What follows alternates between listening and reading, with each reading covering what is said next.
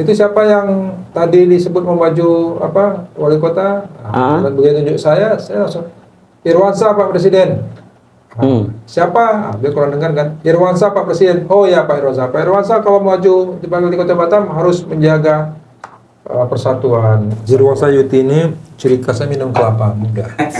Kelapa muda yang paling enak sebatam. Teman-teman, di Ruang Sayuti kali ini kita mengundang seorang tokoh Kepulauan Riau. Beliau seorang anggota legislatif DPRD Provinsi Kepulauan Riau. Beberapa waktu lalu nama beliau sempat viral di sosial media karena dimention oleh Bapak Presiden Joko Widodo. Beliau telah hadir di ruang kita, siapa lagi kalau bukan Bapak Dr. Haji Irwansyah SEMM. Pak, terima kasih telah menyempatkan hadir di tengah kesibukan Bapak sebagai seorang anggota legislatif. Tapi pada hari ini Bapak sempat berada di ruangan kita yang sederhana ini. Pak, beberapa waktu lalu itu di sosial media tentu sangat viral lah, cukup viral lah ya. Nama Bapak dimention oleh Pak Joko Widodo. Beliau menyebut begini, kalau seandainya nanti Pak Irwansyah maju sebagai calon wali kota Batam, beliau bilang begitu kan. Apakah ini merupakan sebuah kode juga, Pak? Baik, terima kasih. Assalamualaikum warahmatullahi wabarakatuh. Waalaikumsalam warahmatullahi wabarakatuh. Sebelumnya akan ucapkan terima kasih kepada Ruang Sayuti pada hari ini mengundang kami hadir di program Ruang Sayuti. Iya.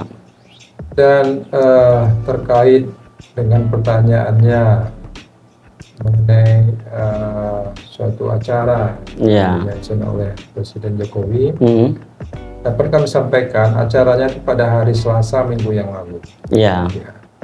Jadi itu acaranya adalah Jambore Nasional Dai Desa Madani Parmusi. Seluruh Indonesia. Seluruh Indonesia itu diikuti oleh sekitar 5.000 dai termasuk pengurus Parmusi se-Indonesia. Kebetulan saya sebagai ketua Parmusi Kepri, saya memberangkatkan sekitar 60 orang dai dan daiyah, maksudnya ustadz dan ustazah. Jadi Jambore itu berlangsung 1 minggu dari hari Senin sampai hari Sabtu. Baru Sabtu kemarin pulang. Itu dari Batam ke Jakarta? Dari Kepri ya. Kepri ke Jakarta. Pinang yang kirim 60 orang, berangkat hari Senin, baru Sabtu kemarin pulang. Ya. Dan alhamdulillah acara berlangsung dengan lancar dan acara itu dibuka oleh Bapak Presiden Joko Widodo. Ya. Dihadiri oleh Menteri Koordinator PMK Pak Muhadzir, ada Pak Kapolri, ada Gubernur, ada Kabin dan semua beberapa yang VIP. Jambore ini adalah Jambore yang kedua dan berlangsung setiap 5 tahun sekali. Jadi 5 tahun yang lalu sudah pernah ada Jambore. Tahun 2018 di Jakarta juga. Kebetulan 2018 itu saya tak bisa hadir, tapi kita rombongan kita berangkat 60 orang juga. Kenapa saya nggak bisa hadir? Karena pada bulan itu saya beberapa hari sebelum berangkat ibunda saya meninggal. Nah, kali ini saya bisa berangkat dan juga sebelumnya saya baru selesai menyelenggarakan pernikahan putri pertama saya. Nah, jadi pada saat acara pembukaan, saya masih ingat sore itu Ketua Umum Pengurus Pusat Parmusi, Bapak Usama Isam, ketika memberikan sambutan pidato, beliau ada menyebutkan 2 orang kader Parmusi yang hadir. Pertama adalah Bupati Sambas Kalimantan, Satono. Dulu beliau kader Parmusi, sekarang sudah jadi bupati di Sambas. Dan diperkenalkan oleh Ketua Umum Pak Usama Isam di depan Presiden dan dibuat persiapan berdiri. Yang kedua, tanpa saya duga ternyata Bapak Ketua Umum juga menyebut nama saya.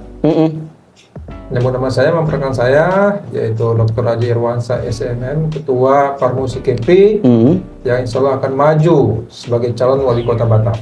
Dan saya dipersilakan berdiri. Saya itu di baris depan, kami duduk bersila semua. Di satu tenda, ya, itu 5.000 orang. dan Pak Jokowi sama beberapa menteri VIP itu di atas. Jarak sekitar 6 meter aja dari saya. Jadi ketika Ketua Umum Parmusi menyebut nama saya dan meminta saya berdiri, tentu saya berdiri dan saya membungkuk mengucapkan salam kepada Bapak Presiden. Dan itu saja sudah membuat saya rasanya senang bahwa saya bisa diperkenalkan oleh Ketua Umum di depan Presiden, dan itu memang dekat sekali di depan-depanan, dan saya merasa senang, merasa bahagia, merasa bangga lah. Nah, setelah Ketua Umum melaksanakan sambutan, terus berikutnya adalah sambutan dari Bapak Presiden. Terus membuka. Nah, Presiden menyampaikanlah sambutannya terkait dengan Parmusi dan beberapa poin. Dan awalnya beliau menyinggung mengenai calon presiden, sebutnya. Terus tanpa diduga, beliau langsung menunjuk saya.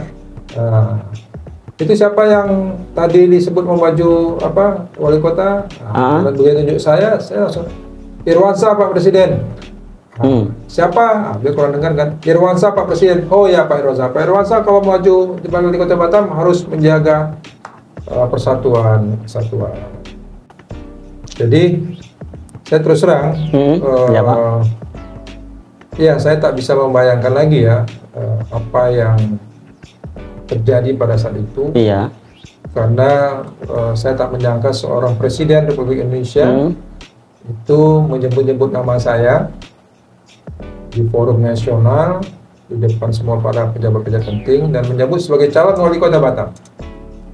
Itu yang memang sebetulnya kami merasa itu semua memang anugerah kehendak Allah Subhanahu Wa Taala, Tuhan Yang Maha Kuasa. Karena tak mungkinlah seorang presiden menyebut nama, apalagi menyebutkan calon, itu kan sebagai kalau orang Jawa tuh mungkin sebagai sebagai perintah mungkin, atau dorongan atau petunjuk untuk saya maju sebagai tuan wali kota. Mungkin karena di endorse atau mungkin disampaikan oleh Ketua Umum, dan kebetulan Batam kan lagi heboh karena masalah kasus Rempang, jadi menjadi perhatian Pak Jokowi, sehingga beliau langsung ingat. Tapi saya juga merasa, saya pikir-pikir apa sih urgensinya seorang presiden, kan menyebut nama saya sebagai calon, itu kan sebagai bentuk dukungan, sebagai bentuk endorse lah, sebagai kepada kami, dan itu memang suatu hal yang menurut saya Allah lah yang berkehendak, yang menggerakkan hati Pak Presiden Jokowi sehingga memperkenalkan saya seperti itu. Dan kebetulan ada yang merekam sehingga akhirnya menjadi viral. Itu suatu hal yang patut disyukuri, dan saya juga berterima kasih khususnya kepada Bapak Presiden yang begitu perhatian, karena Presiden Republik Indonesia ini untuk 250 juta penduduk Indonesia, dan mungkin ini suatu hal yang langka bagi saya, dan mungkin ini semacam suatu momen yang terbaik di dalam perjalanan karir saya, politik saya, itu sekitar 20 tahun. Inilah yang mungkin menurut saya momen di mana seorang presiden memberikan perhatian yang luar biasa. Jadi itu cerita kenapa tiba-tiba kemarin minggu lalu viral video itu, memang tanpa ada rekayasa, tanpa ada titipan, nggak mungkin dong kita nitip sama presiden. Nanti kalau sambutan tolong Pak Presiden, nggak mungkin dong, kita mau ketemu aja susah, mau salamannya susah kan. Dan bagaimana jika harapan Pak Presiden itu diamini oleh masyarakat Batam kira-kira Pak? Tentu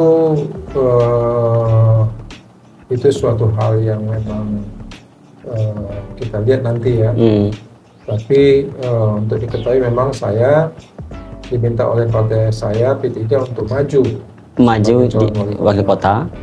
Dan nanti itu di tahun depan 2024 bulan November jadwalnya, tapi ada direncanakan dimajukan bulan September. Iya.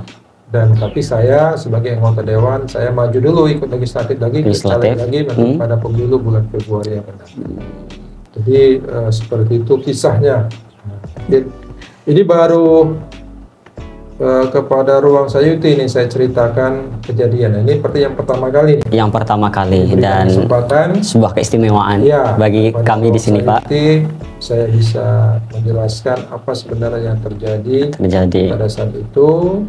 Dan ini sekali lagi ini semua anugerah oleh Allah Subhanahu Wa Taala. Kalau Allah memang mengangkat derajat seseorang, tentu bukan hal yang sulit bagi Allah untuk melakukan hal tersebut. Kira-kira apa kiat-kiat dari Bapak sebagai seorang politisi, sebagai seorang wakil rakyat, sehingga bisa eksis sampai sekarang ini di Dewan begitu, Pak? Ya, saya memulai karir politik saya sebagai anggota Dewan itu tahun 2004. Ya. Sebenarnya saya memulai terjun aktif di politik itu 2002. Ya, saya berlatar belakang seorang pengusaha, sebelumnya karyawan usaha. 2002 saya masuk partai politik dan 2004 saya ikut caleg dari Partai Persatuan Pembangunan. Karena orang tua saya orang P3, karena zaman dulu cuma 3 partai, merah, kuning, hijau. Oh ya. Dan kami memang dari orang lebih condong ke P3. Nasionalis di PDI pada saat itu, dan pegawai atau mungkin di Golkar. Nah, alhamdulillah 2004 saya maju ikut caleg, alhamdulillah terpilih di Kota Batam. Di Kota Batam.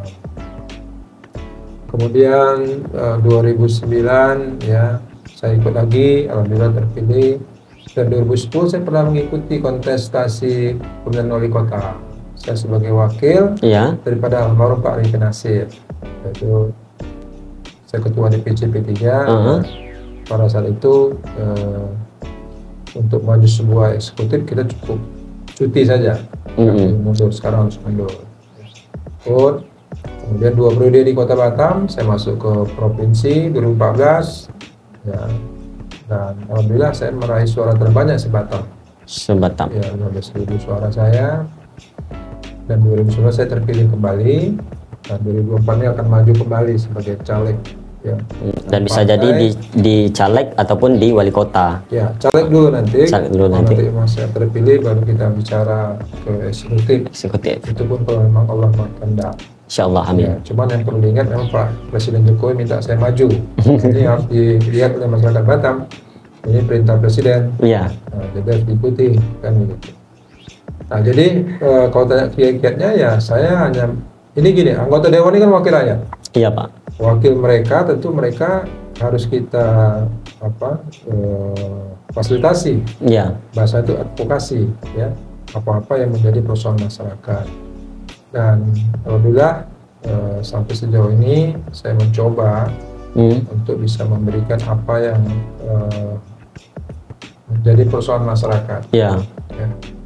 Dan karena Batam ini sebuah kota yang berkembang, tentu masalah-masalah cukup banyak, ya.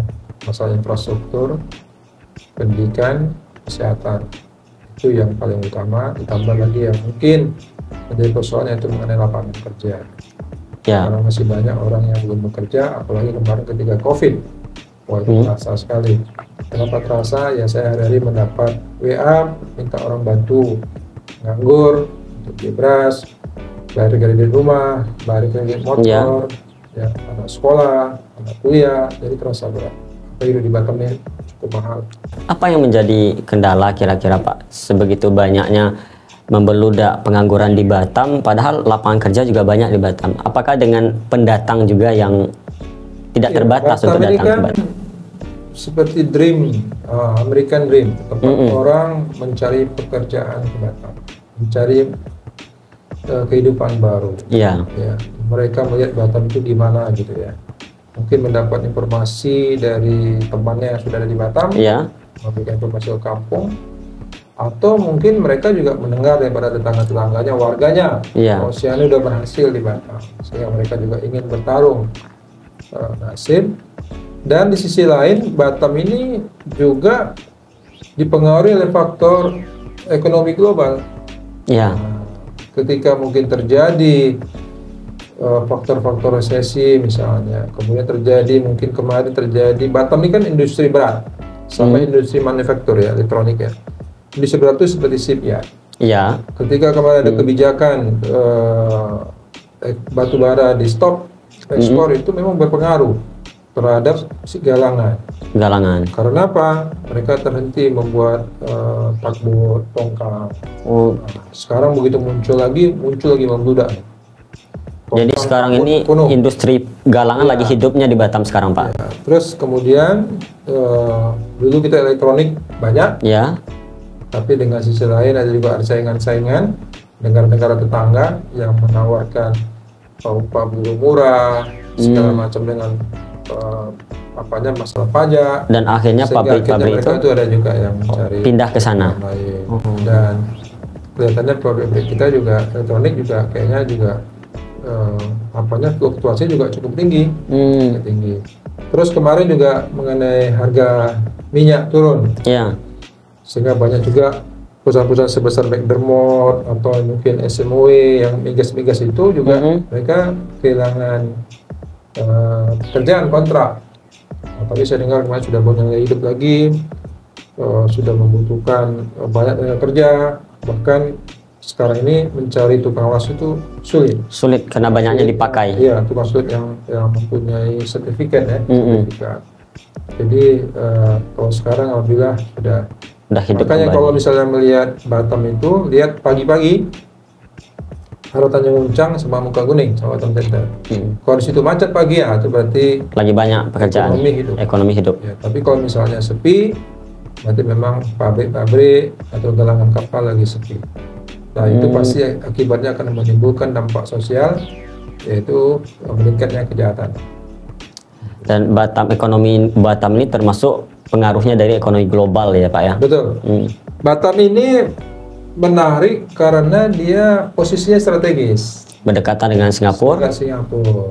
Ya. Dan ada juga FTZ-nya. Bebas pajak kalau nggak salah ya Pak ya. Kemudian ada juga kemudahan lainnya.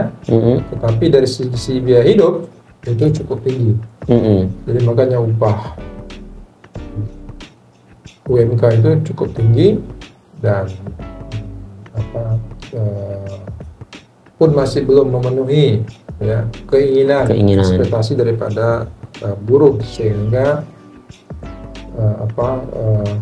masih juga ada tuntutan-tuntutan. Dari pagi ada demo, mereka naikkan upah dan sebagainya.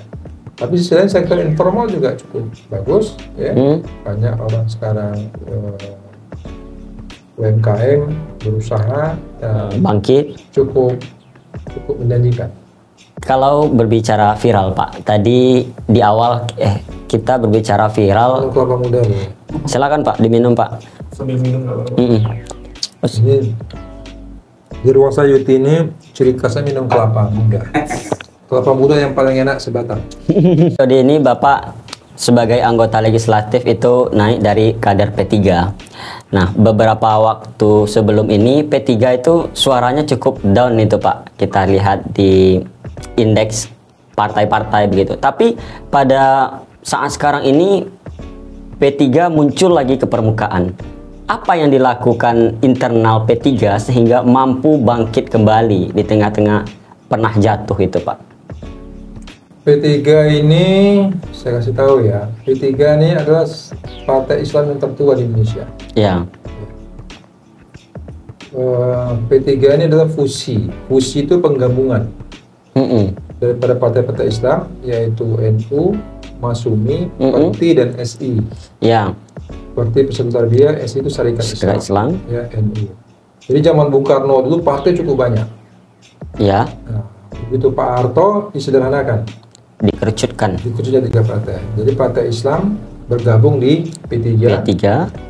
Partai-partai nasionalis bergabung di PDI. Partai yang Katolik semua Kristen dan Golkar. Nah, itu cuma 3 partai pada saat itu.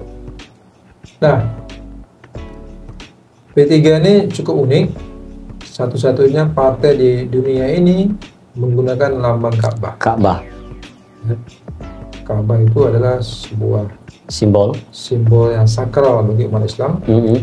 Tempat umat Islam itu menghadap ketika sholat, dan setiap umat Islam pasti mereka punya kerinduan, keinginan Iya. datang Berkunjung ke Baitullah. kunjung Baitullah Ka'bah, baik masyarakat umum maupun haji. Jadi makanya kalau kepada umat Islam yang ingin masuk surga, masuklah P3. Karena di P3 ada Ka'bah. Ka'bah. P3 itu lambang-lambang Ka'bah, ya, satu-satunya di dunia partai, boleh dicek di dunia. Dan menurut saya baca itu kiai-kiai sepuh dulu itu melaksanakan istiqoroh yang panjang untuk memohon izin kepada Allah menggunakan lambang Ka'bah. Dan lambang itu bertahan sampai sekarang ini. Sampai sekarang. Jadi ini partai warisan ulama, didikan oleh ulama, Kiai Haji Idham Khalid, kiai-kiai sepuh dulu.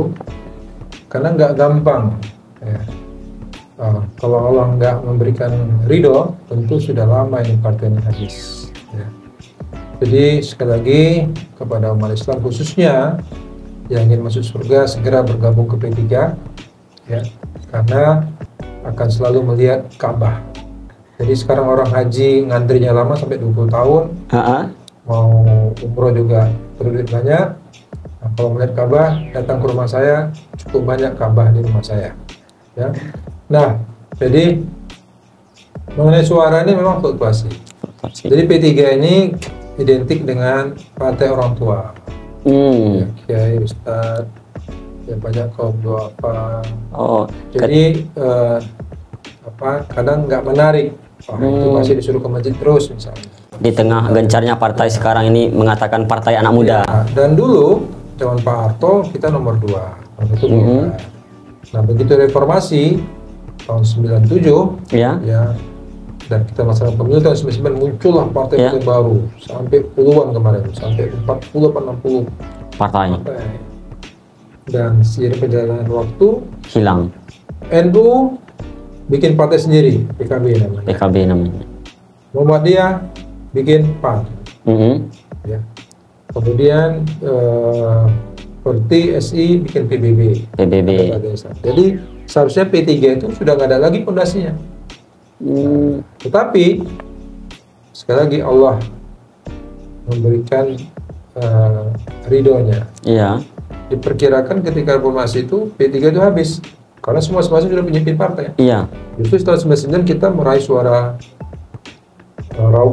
suara yang banyak. Kemudian ketua umum kita berganti, nah mulai ada konflik-konflik, perebutan ketua umum itu mengganggu citra maupun konsolidasi partai di daerah, terpecah. Dan walaupun seperti itu masih tetap bertahan P3. Bahkan ketika 2019 kemarin ketua umum kami juga menghadapi musibah sama KPK, Romahur Muzi, ya, sehingga juga berpengaruh. Dan kami merasakan di Batam itu P3 dari 4 kursi tinggal 1 kursi. Di provinsi juga gitu, 4 kursi tinggal 2, tinggal 1. Karena orang sekarang, masyarakat sekarang, kalangan milenial, anak muda, mereka itu melihat sosok tuh orang-orang yang eye-catching, enak dilihat, enak dipandang, yang ganteng, yang cantik. Nah, kelihatan mereka kok lihat Ka'bah itu kayaknya gimana gitu. Tapi kalau zaman dulu, orang tua sampai sekarang, kalau umur di atas 50 yang orang tua, dia nampak lambang Ka'bah aja langsung dia coblos. Itu bisa di kabupaten, di kampung-kampung. Nah, kalau di kota, mereka tuh lihat ini pemain musik mana, artis mana, nah, gitu. Jadi yang lebih populer. Dan di sini memang P3 agak sedikit terlambat untuk bisa mengikuti tren, ya, tren anak muda, sehingga para anak muda tuh mencari partai-partai yang lebih aspirasi mereka bisa terakomodir. Kalau P3 ini kan nggak ke masjid, majelis taklim, kan itu aja, nggak ada kok. Tapi syukurlah sekarang ini sudah banyak anak muda ada di P3, dan sekarang yang mungkin sama-sama kita ketahui telah bergabung Pak Sandi Uno, yang mungkin digemari oleh anak milenial. Dan ini cukup mendongkrak suara P3 juga ya Pak? Iya, anak muda, milenial, dan mudah-mudahan dengan kehadiran Pak Sandi Uno ini bisa mengangkat elektoral atau mungkin terpilihan P3 di pemilihan. Dan perlu kami jelaskan, survei itu hanya partai. Ya. Tapi nanti ketika hasilnya itu nanti tergantung kepada kerja daripada calegnya. Nah, jadi walaupun nanti sekarang survei kelihatan aja partai pilihan, tapi begitu calegnya bekerja, ya, itu pasti akan merubah, ya, akan bertambah itu suara. Dan kami cukup yakin bahwa P3 itu akan lolos parliamentary threshold. Jadi kualitas dari seorang kader yang berada di dalam partai itu sangat berpengaruh, berimpact terhadap partainya di masa datang. Nanti yang ketika bertarung pada pemilu legislatif nanti. Di tengah partai-partai lain mungkin lebih menggait para tokoh-tokoh artis dan segala macamnya untuk mendongkrak suara partainya. P3 apa melihat ini sebagai hal yang produktif untuk dilakukan, atau lebih bertahan kepada ideologi P3 sebagai partainya yang berlambang Ka'bah tadi, cenderung kepada Islam begitu, Pak? Saya nggak tahu persepsi di masyarakat ya, kalau anak muda ya. Walaupun saya merasa bahwa anak muda sekarang juga cukup religius. Iya. Cuman mereka mungkin melihat di partai itu ada orang yang nggak sama mereka gitu. Seprofesi atau mungkin yang bisa menampung aspirasi. Nah, P3 ini kan yang nampak di permukaan itu kan pakai sorban, pakai peci, pakai gamis. Jadi mungkin mereka agak-agak gimana gitu ya.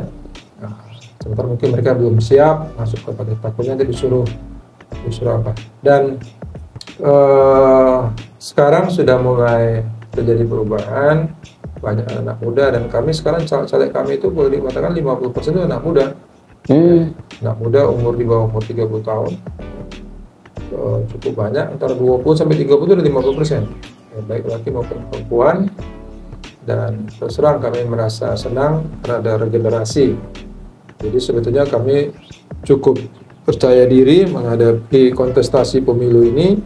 Dan untuk Batam sendiri kami mentargetkan dari 6 dapil itu, kami mentargetkan semua dapil bisa mendapat kursi. Jadi target kami ada 6 kursi dari sekarang yang 1. Kalau provinsi kami targetkan sekitar 4 kursi atau 1 fraksi. Seperti itu. Jika di awal tadi Pak, kita membicarakan tentang yang viral-viral, dan pernah juga ada yang viral sebelum viral nama Bapak disebut oleh Bapak Presiden Jokowi, itu viralnya terlebih di Kota Batam sendiri, acara pernikahan putri Bapak. Sampai nasional tuh? Sampai nasional juga malahan. Di Batam aja? Itu viral di media sosial. Bagaimana Bapak mengklarifikasi keviralan ini, masalah ini, Pak? Saya terus terang tidak mempermasalahkan, bahkan melihatnya sebagai suatu anugerah bahwa pernikahan putri saya itu pernikahan putri pertama saya, satu-satunya anak perempuan saya, karena selainnya anak saya laki-laki. Jadi mendapat atensi perhatian dari seluruh masyarakat Batam, termasuk nasional. Kenapa nasional? Karena muncul di TV nasional. Dan cukup banyak para netizen, medsos-medsos itu orang dari luar Batam, dari Jawa Tengah, Surabaya, ya. Dan begitu sekarang dunia. Dan Bapak merasa digoreng tidak itu oleh media-media? Saya seorang tokoh politik. Tentu satu hal yang biasa bagi saya. Ya.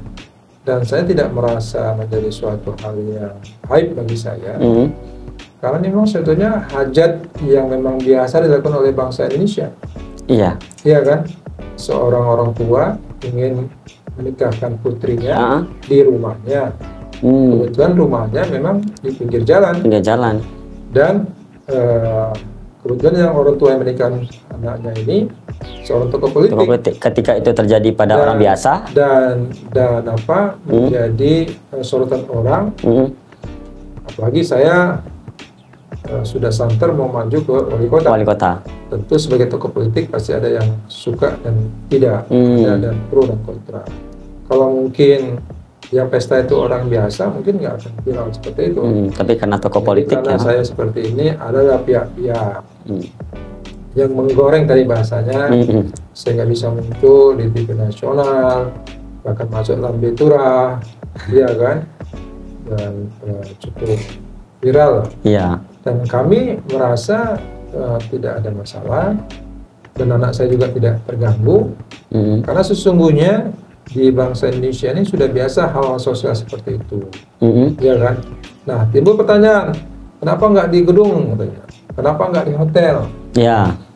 Kan saya bilang, saya ini anggota dewan, Ya. saya pemilih saya 500.000, saya ingin mendekatkan diri kepada masyarakat. Nah, mohon maaf, bukan berarti saya tidak mencoba, tidak mengatakan di hotel itu uang, tapi yang saya dapat, banyak pendukung saya itu, rakyat saya itu, mereka agak sungkan datang ke hotel. Dan ini cara misalnya saya acara di Hotel Radisson misalnya, seperti yang lain, di Harmony One misalnya, hotel yang mewah, atau paling rendah mungkin di Bangkok, Crown.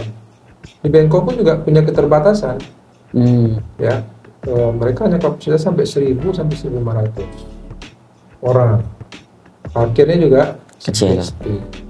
Jadi, dan mereka jauh ke sana. Saya ini kan dapil saya ini kan Batu Haji, Sagulung, Sekupang, Belakang Padang, ya kan. Nah, saya ingin memberikan kenyamanan bagi mereka. Dan ini cara Pak Irwansyah untuk merakyat. Ya, jadi pesta rakyat sama semua, sehingga akhirnya saya memutuskan acaranya di rumah. Dan memang sudah lama saya ingin, kalau saya menikah anak saya itu saya mau di rumah. Iya. Karena saya dulu di kampung, kalau pesta-pesta itu di rumah. Rasa kekeluargaan itu lebih kuat. Iya. Dan di rumah saya itu 100 orang, dari kampung-kampung semua, dari mana-mana, sebelah istri kumpul semua di rumah. Jadi rame, ya. Dan saya merasakan suasana Indonesia pada saat itu, suasana kampung. Walaupun saya repot, pasang tenda segala macam, biaya besar, tapi saya puas. Jadi masyarakat datang. Dan saya, pada itu setelah saya lihat, saya sebetulnya menyebarkan undangan tuh, menyediakan konsumsi itu untuk 6.000 orang, ya. Dan ternyata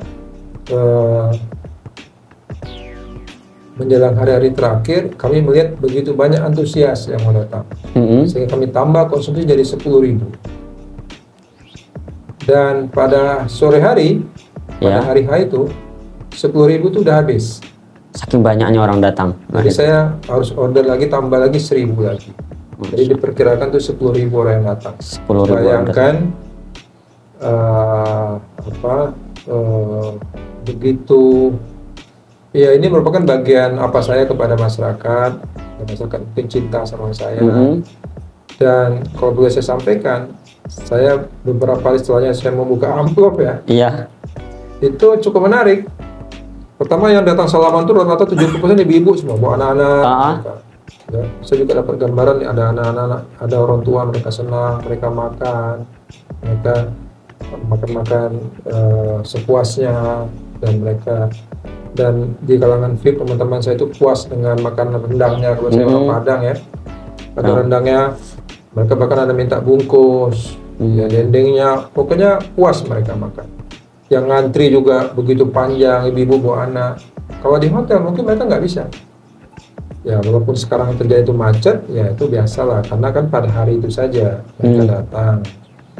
Dan kekhawatiran bahwa nanti akan menimbulkan kemacetan nggak terbukti.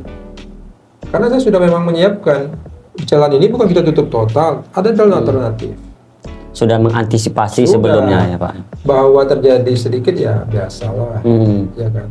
Oke, baik teman-teman, Pak Irwansyah ini beliau walaupun berkarir seorang politisi di Kepulauan Riau, tapi beliau ini seorang politisi yang berdarah Minangkabau, ya Pak. Ya. Bapak berasal dari Sumatera Barat? Ya. Saya darah yang mengalir di badan saya ini darah Minang. Darah Minang. Ibu saya orang suku Piliang. Berasal dari Bonjol Pasaman. Bapak saya sukunya Tanjung. Berasal dari Palembayan Agam. Bukit Tinggi. Tapi saya lahir besar di Medan. Nah, terus bapak ibu saya juga lahir besar di Medan. Di Medan juga. Perantauan. Jadi memang maaf kalau mungkin bahasa Minang saya agak kurang lancar. Tapi darah saya 100% darah Minang. Makanya saya suka makan rendang. Ya, seperti itu. Sama gulai kapau. Gulai kapau. Pokoknya yang berbau Minang, Padang saya suka. Termasuk sate Padang. Salah satu kehandalan dari orang Minang yang terkenal juga sama orang itu, Pak, orang Minang itu akrab dengan politik, dan banyak orang Minang itu yang pandai di dalam kancah politik, dan itu sudah terbukti di masa-masa dulu. Para bapak bangsa itu banyak dari tokoh-tokoh Minang gitu, Pak. Yang setahu saya orang Minang itu pandai berdagang. Padang pandai berdagang juga. Di mana-mana dia menggali, dia kelima semua. Nah, pokoknya cari duit aja. Cari duit aja dia, jarang dia begitu. Dan orang Minang ini memang perantau ya. Dan mereka juga bisa cepat beradaptasi. Makanya di Papua sana juga ada orang Padang yang jual nasi Padang. Ya, saya dengar juga di Bulan ada juga nasi Padang. Di Bulan? Ya, ketika nelam surang ke Bulan, jadi ada warung Padang di situ. Nah, cuman dia mau makan nasi Padang karena pakai ini nggak bisa. Helm ya, Pak? Ya, nggak bisa dia makan. Jadi memang orang Padang ini memang jago berdagang. Jago berdagang lebih. Semua bidang. Jadi lebih tepat orang Padang itu jago berdagang ya daripada seorang politisi handal ya, Pak. Tapi seperti disebutkan, orang Padang ini pintar-pintar. Tadi Bapak Bangsa disebutkan ya, semua tokoh-tokoh pergerakan kemerdekaan, tokoh-tokoh pergerakan perjuangan melawan Belanda, itu banyak orang Minang. Orang Minang. Dan memang orang Minang ini memang pintar, dan memang agamanya juga cukup kuat. Insya Allah. Ya, punya moto tadi adat berselisih syarat besar di kita belah. Seperti itu. Jadi memang banyak sekali tokoh-tokoh dan kontribusi atau sumbangsih orang Minang ini terhadap bangsa ini besar. Bahkan di Malaysia itu banyak pemimpinnya itu seperti Pak Mahathir dan yang lainnya itu berdarah Minang. Gitu. Jadi orang Minang ini seperti tadi saya bilang, sampai di Bulan juga ada. Kalau Anda pergi ke Amerika, di New York juga ada nasi Padang. Ya, pokoknya di mana orang butuh makan, pasti orang Padang. Jadi mereka, orang dunia ini, termasuk Indonesia, bersyukurlah ada orang Padang karena sebagai penyambung hidupnya.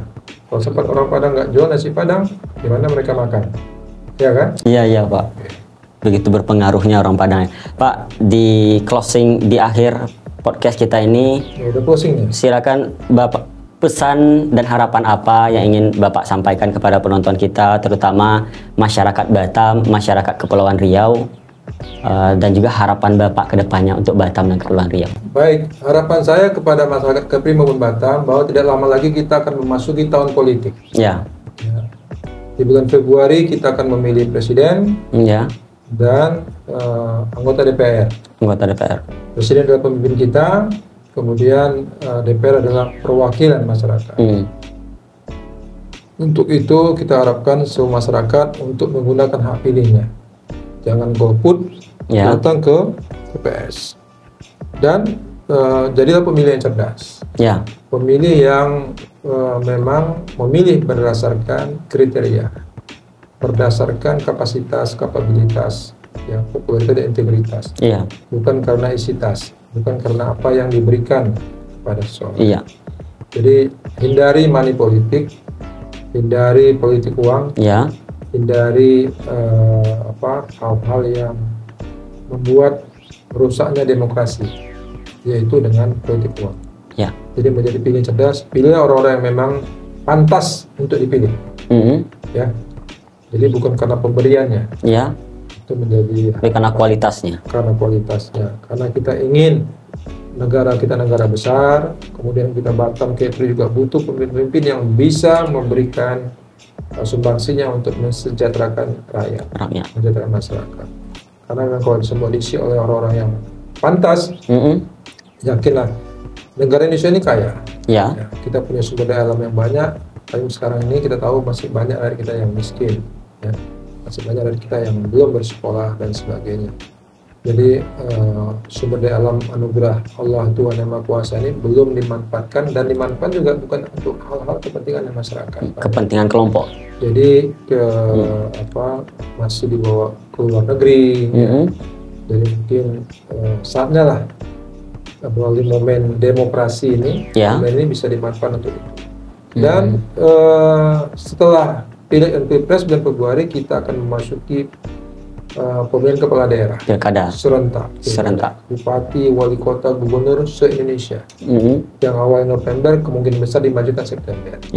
Dan insya Allah saya akan juga mencoba untuk memberikan kontribusi ya. Dan saya merasa saya harus memenuhi permintaan Presiden Jokowi untuk maju sebagai wali kota Batam, karena tentu permintaan Presiden tentu harus kita ikuti. Kita harus patuh kepada Ulil Amri ya. Jadi apa yang disampaikan Presiden itu tentu menjadi perhatian bagi masyarakat, dan insya Allah saya juga akan mencoba memenuhi permintaan Presiden yang mendorong saya untuk maju sebagai wali kota Batam. Itu mungkin pesan saya kepada masyarakat. Baik teman-teman, berakhir sudah wawancara kita, bincang-bincang kita dengan Bapak Irwansyah pada kesempatan kali ini. Ya, bukan dari P3 ya, kita konfirmasi lagi ya, dari P3.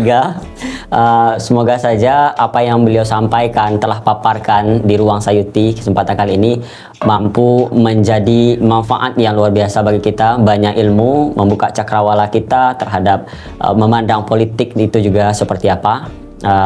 Dan di akhir kata tentu banyak salah dari apa yang kami sampaikan, dan terima kasih atas segala perhatian, dan terima kasih juga kepada Pak Irwansyah telah berkenan datang di sini dan memberikan banyak wejangan. Assalamualaikum warahmatullahi wabarakatuh.